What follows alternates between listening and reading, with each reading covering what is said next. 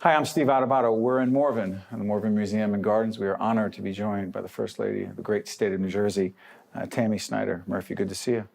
Thank you for having me. This is an important night. We're not just hanging around at Morven. This is a night to talk about adverse childhood experiences.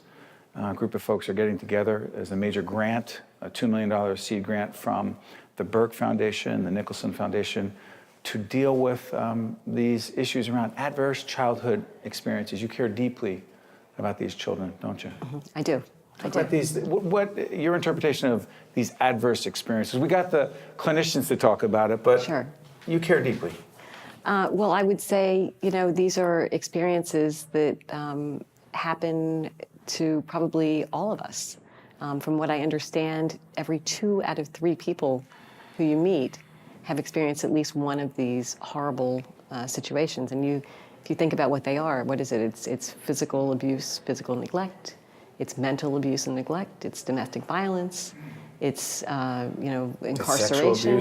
It's sexual abuse. I mean, there's 10 of these adverse childhood experiences, and it's pretty scary to think that 2 out of 3 of us have endured at least one of these. I was talking to the First Lady before we got on the air about our initiative, and you'll see the website on the air, our Right from the Start initiative, funded by Terrell and Nicholson and some others. The state government, the Murphy administration, cares deeply about children birth to 3. Yes. And their caregivers. Sure.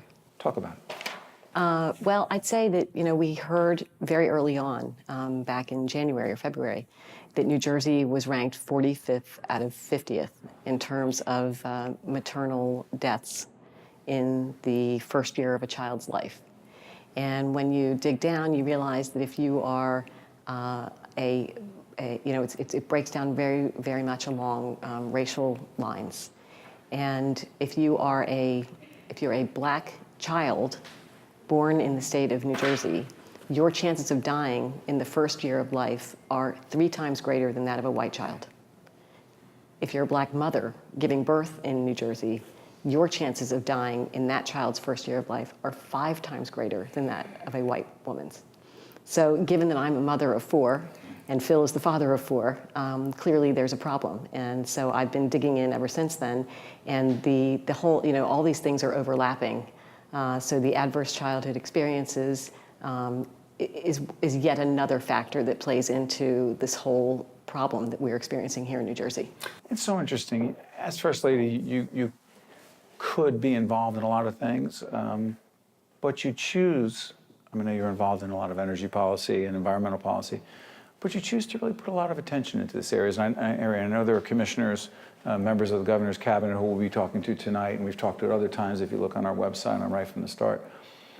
But you chose to focus on this, and it matters that the First Lady is as involved as you are. Because? I think that the way that I can help is by bringing a spotlight onto this and convening people.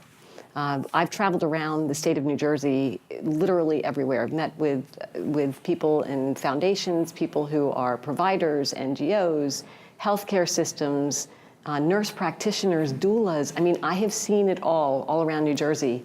And the most interesting or the most striking tone that I found is a lot of these different providers or people are interested in fixing this problem. They are passionate about fixing it, but they each are in their own little silo. So if someone finds a best practice over here, like down south, at Camden, for example, someone up north might be doing the exact same thing, and they may be years behind, or maybe doing approaching it in a different way, and they aren't getting the benefit of working together. Does it feel like, to some extent, that we're not, I might could get into a philosophical discussion, that sometimes we're not really one state and sharing a lot of information with each other, and that we are bifurcated in a lot of ways? Well, I'm not sure if I would. The short answer is yes. But I would also say, even within the administration, we started out with 2 cabinet members who were pretty obvious, Department of Health and Division of Children and Family Services. We thought, okay, those 2 make sense. They have overlap here. It's more than that, though, right? But there's now 12 different cabinet members involved in this infant and maternal 12? health. 12. Because if you think about it, it's everything from insurance to incarceration to food access, Right. to health care, to, I'm just trying to think, transportation. I mean, all of these things are coming together and working against families and mothers and their children. By the way, we talked to the Attorney General today. I would argue that there are legal issues as well. Probably are. There probably are. So in many ways, because there are so many players, if you will, in the Murphy administration involved in these issues, does that make it more challenging or a greater opportunity? I think it's a greared opportunity. Talk about that. It's a greater opportunity because everyone wants to fix this. There's not one person who said, sorry, I'm not available for that meeting. So we started off, like I say, there were just 3 of us in the administration. We've now expanded. When we have these meetings, are kind of a review of where we are and what we can do next, everyone shows up. And it's more a factor of kind of running out of space in the room as opposed to having a lack of interest or a lack of willingness to work together. I recently had a summit at Drumthwacket and invited all of these different people from all around the state and had members from each of the different cabinets who were involved at different tables. We had 12 tables with 12 topics. Each table had questions they had to answer, and they were working not as much, which is normal, like all the foundations sitting at one table or all the doulas sitting at one table. I mixed everybody up. You said let's Yes. integrate folks. Let's Yes. mingle. Let's be. That's what I mean when I say I can convene people. You're a facilitator. Facilitator. Really? Yeah, maybe. So each table had their own set of questions, and they had to come up with. They could talk for a while, and then at the end they had to come up with kind of short, medium, and long-term solutions or problems that they couldn't grapple with, and it was fascinating. It was really fascinating. The summit only lasted 2 or 3 hours, and everybody was wishing that it was longer. But I would argue that I'm not sure anyone would have shown up if I'd said it was an all-day event. But it really worked, and we've taken a lot of those suggestions back into the administration now, and we're trying to figure out what can we do, how can we take these all, put them together, and come out with the best possible answer. In the time we have with you, because I know there are a lot of other people I want to talk to, I'm curious Sure. about this. You and the governor have a fascination not just about people, but about policy, right? About making a difference for people Yes. through public policy. Did you both know that early on? I think Phil has always been interested in policy. I mean, he's followed it for his entire life. I would say for me, when I meet someone and I can find a lot of, let me put it this way. Phil and I have conversations all the time that'll go like this. This seems to make a lot of sense. Don't you think so? Hold on. Who's saying? Wait, I need to. Phil will say it or I'll say it. I'll say, this kind of makes sense, this notion, let's go in X direction. Don't you think? And Phil will say, yeah, why don't you think it's been done before? Or, this doesn't make sense.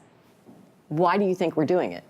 So we spend a lot of time just trying to say, very basic, kind of just bringing basic thoughts and impulses to everyday experiences and trying to find the best way forward. And a lot of times I think that if we all are, thoughtful human beings, we can probably move the needle a little bit faster than if we get caught up in trying to figure out who said what to whom. Which is not productive. No. I want to thank you very much. You honor us by joining us here at Morven, talking about these most important issues affecting our most vulnerable children. Thank you. Thanks. Appreciate it. Okay, thank you. One-on-One with Steve Adubato has been a production of the Caucus Educational Corporation, celebrating over 25 years of broadcast excellence. Funding for this edition of One-on-One with Steve Adubato has been provided by the Turrell Fund, supporting Right from the Start NJ, the Robert Wood Johnson Foundation, PNC Bank, RWJ Barnabas Health, New Jersey Sharing Network, the Healthcare Foundation of New Jersey, and by Guarini Institute for Government and Leadership at St. Peter's University. Transportation provided by Airbrook Limousine, serving the metropolitan New York, New Jersey area.